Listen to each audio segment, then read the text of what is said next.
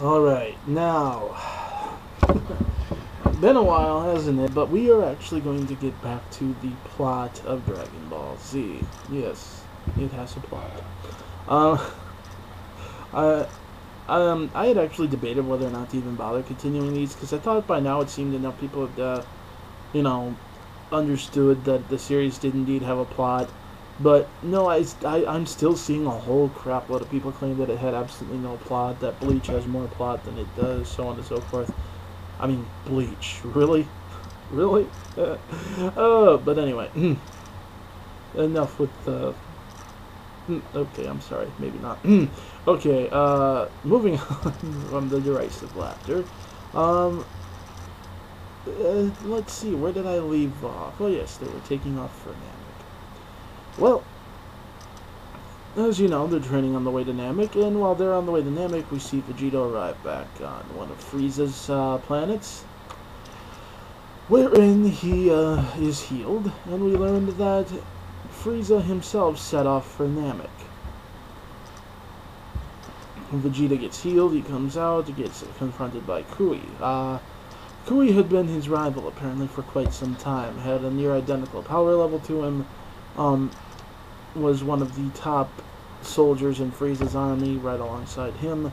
Often took the chance to mock him every time he could, because Vegeta on his own had been incapable of completely beating him, due to the fact that they're basically evenly matched, and so, again, decides to grind his heel into him. Mock him for the fact that Nappa and Raditz were both dead now, and then, you know, hey, guess what, Lord Frieza went to Namek. Which, of course, freaks Vegeta out, and Vegeta decides he's going to go after the Dragon Balls that are there himself, and then Kui decides he's going to follow Vegeta, and, well, we know what happens there. They both take off. Then everybody lands pretty much all at once.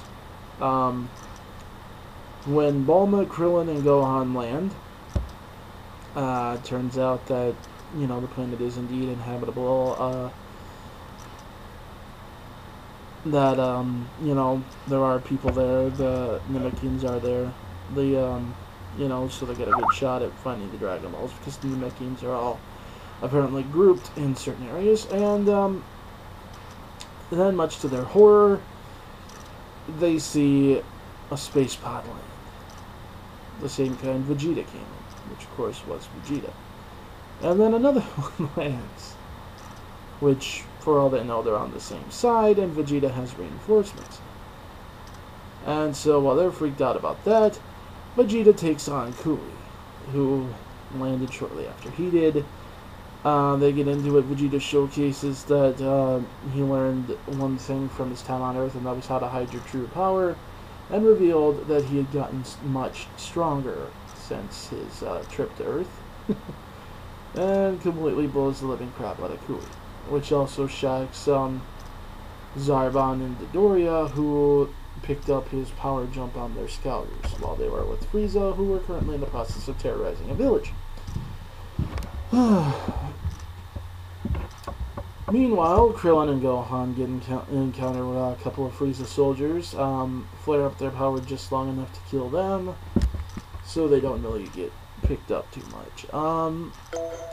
Then becomes one of the most intricate chess games in the series. So many Dragon Balls wind up swapping so many hands throughout this that it's wow. You got Vegeta, who hits up a village of his own.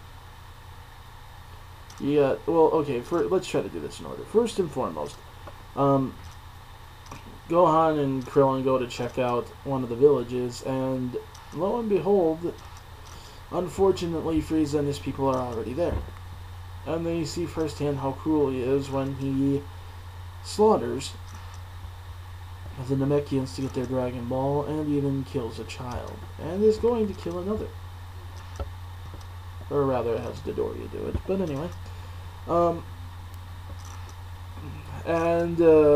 Unable to stay back and hide anymore, Gohan charges in there, gets them discovered, they have to run for their lives, and Dodoria gives chase, basically carves a giant freaking path of destruction.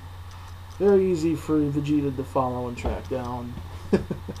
um, and then those two meet. Now, the meeting between Vegeta and Dodoria is quite interesting because Dodoria is also convinced that he can easily beat Vegeta, and although Vegeta didn't say he got stronger and was strong enough to kill Kui, we still don't quite know exactly how much stronger Vegeta has gotten. When he takes on Dodoria, it's pretty one-sided. It is, but it's during this that he learns something very interesting. Dodoria, in all his overconfidence, decides that he's going to let Vegeta know that Frieza was the one that killed his people, destroyed his planet. Which gives Vegeta a little bit of a new motivation, to be honest. And, well, it doesn't end well for Dodoria, as he's killed rather painfully. Vegeta then goes out and finds a village of his own, decides he's going to get a Dragon Ball, and slaughters the whole village, including the children. Such a swell guy who's so much better. And hides the Dragon Ball in the water, figures that no one's going to think to look for it down there. And he then takes off. Meanwhile, Krillin and Gohan, who rescued Dende, learned from Dende that the Grand Elder could give them advice on how best to gather the Dragon Balls without being seen, or at least hide them from the people trying to get them so that they don't get their wish. And Krillin goes to see him along with Dende, and the Grand Elder looks into his mind to see everything that has happened. He learns about Piccolo and Kami, and that's when we first learned that they used to be, or that there's the potential that if they used to be, anyways, they used to be one being, and that they were incredibly powerful back then, and were they again, then everything they're going through right now would be pretty much no issue. But anyway, he also senses in Krillin a hidden power. Krillin, however, argues that he did not have one, and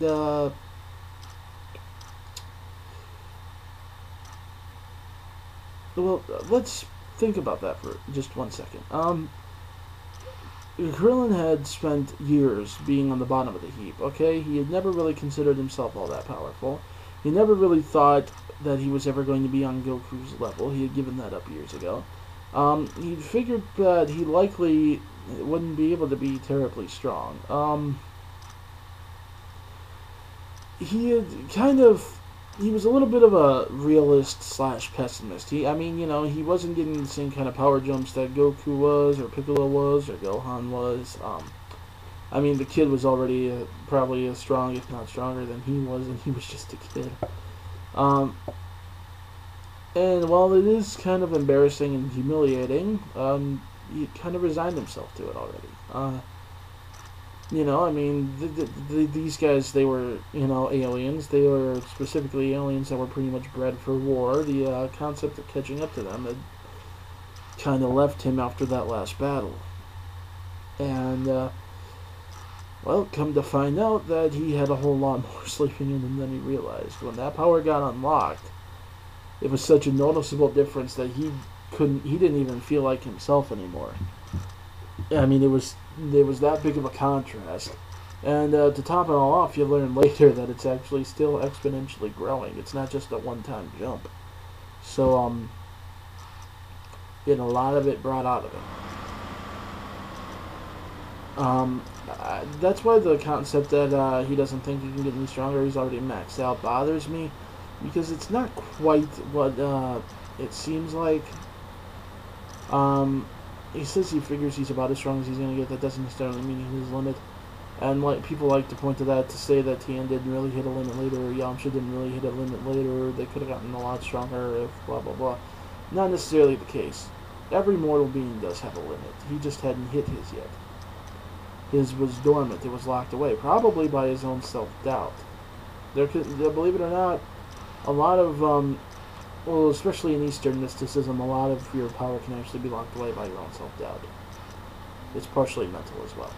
So, he figures he's going to go back and get Gohan, give him the same power-up. Meanwhile, Vegeta's on his trail with his new Dragon Ball. And Zarbon's on Vegeta's tail. And,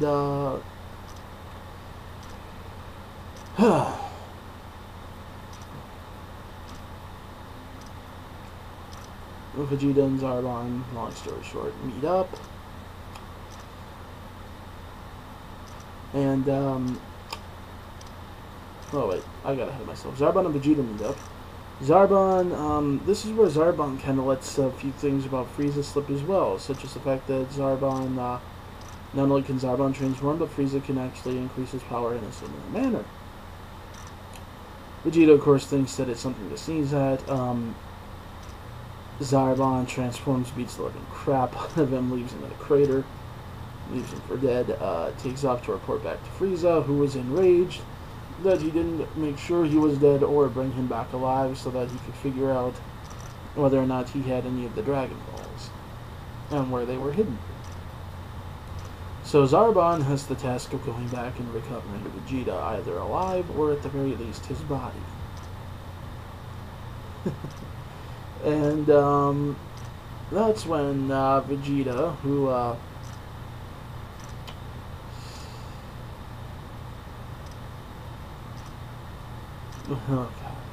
having recovered, went after Krillin, and yeah, they meet up again. Vegeta reveals that their power levels do indeed increase every time they're injured. This part's a little bit harder to explain. I'm gonna admit this one's gonna be kind of a dull installment, because at this point, you're not really getting too terribly much backstory. It's pretty straightforward. What you see is what you get. You get little hints. It's build up to the deeper stuff that comes later, but I will say this though. The foreshadowing that's done here and the way it's done is actually done very well. And at any rate, so like I said, Vegeta kills Zarbon rather handily after revealing that every time a Saiyan recovers from near death, they grow stronger. The more severe the injury, the closer to death they come, the greater the increase in power. And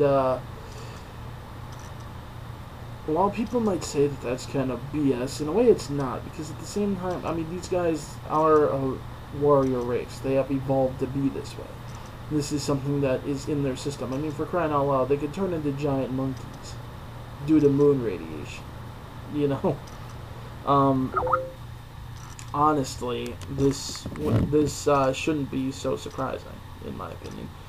But that is where we are going to stop this time, and next time we are going to get into the end of the chess game and the arrival of the Ginyu Force.